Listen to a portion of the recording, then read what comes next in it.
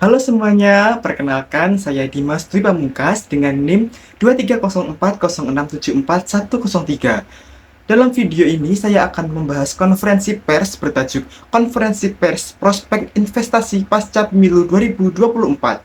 Acara ini diselenggarakan pada hari Senin 18 Maret 2024 di Jakarta dan dipimpin oleh Menteri Investasi Bapak Bahlil Lahadalia. Konferensi pers ini bertujuan memberikan informasi kepada masyarakat tentang target dan strategi investasi Indonesia setelah pemilu 2024. Mari kita simak review selengkapnya. Baik, pertama saya ucapkan terima kasih atas kehadiran teman-teman. Hari ini saya melakukan konferensi pers khususnya terkait dengan target investasi kita di tahun 2024. Apalagi baru selesai pemilu. Dan alhamdulillah kita bersyukur kepada Allah Subhanahu wa taala, Tuhan Yang Maha Kuasa. Pemilu sudah kita lalui bersama dengan berbagai macam dinamika plus minusnya, dan sudah hampir dipastikan 1-2 hari ini sudah mulai ada keputusan daripada KPU. Karena itu kami berpendapat dan berpandangan bahwa penting kami menyampaikan ini kepada publik untuk terkait dengan bagaimana kinerja investasi ke depan. Acara dimulai dengan pembukaan oleh moderator yang memperkenalkan tema dan tujuan konferensi pers. Setelah itu, Bapak Bahlil Lahadalia memberikan penjelasan mendalam mengenai tantangan ekonomi global seperti konflik geopolitik di Timur Tengah dan Ukraina-Rusia, serta bagaimana strategi hilirisasi menjadi solusi utama untuk meningkatkan pendapatan per kapita di Indonesia.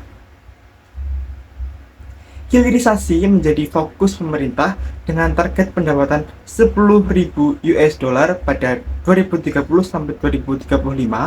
Sektor prioritas mencakup nikel, bauksit, tembaga, dan gas. Selain itu, progres investasi di ekosistem baterai mobil menjadi sorotan, dengan pabrik baterai Hyundai LG akan diresmikan pada Mei 2024 dan CATL memulai konstruksi pabriknya tahun ini.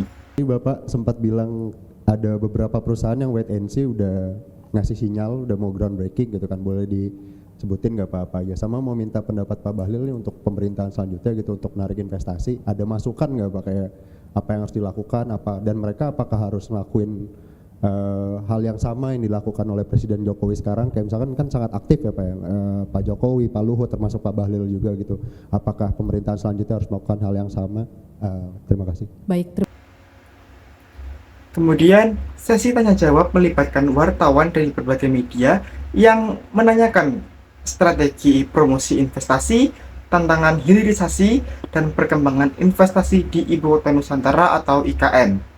Pak Bahlil menegaskan bahwa pentingnya diversifikasi sektor investasi dan komitmen pemerintah untuk menarik investor meskipun ada tekanan dari luar negeri terhadap kebijakan hilirisasi. Yang terakhir, acara ditutup oleh moderator yang menyampaikan ucapan terima kasih kepada semua pihak yang terlibat. Konferensi pers ini memberikan wawasan penting tentang prospek investasi Indonesia pasca pemilu 2024, sekaligus menyoroti upaya pemerintah dalam menciptakan iklim investasi yang kondusif. Kelebihan konferensi pers ini adalah menyampaikan informasi yang jelas dan interaksi yang produktif antara komunikator dan komunikan.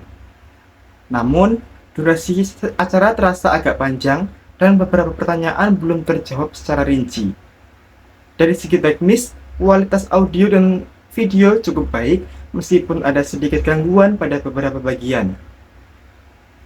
Secara keseluruhan, konferensi pers ini berhasil menyampaikan informasi yang relevan dan mendorong optimisme terhadap masa depan investasi Indonesia. Demikian review dari konferensi pers Prospek Investasi Pasca Pemilu 2024. Konferensi pers ini memberikan wawasan penting mengenai langkah-langkah strategis pemerintah dalam mendorong investasi di Indonesia. Saya berharap video ini bermanfaat dan menambah wawasan Anda. Terima kasih telah menyaksikan, sampai jumpa di video berikutnya.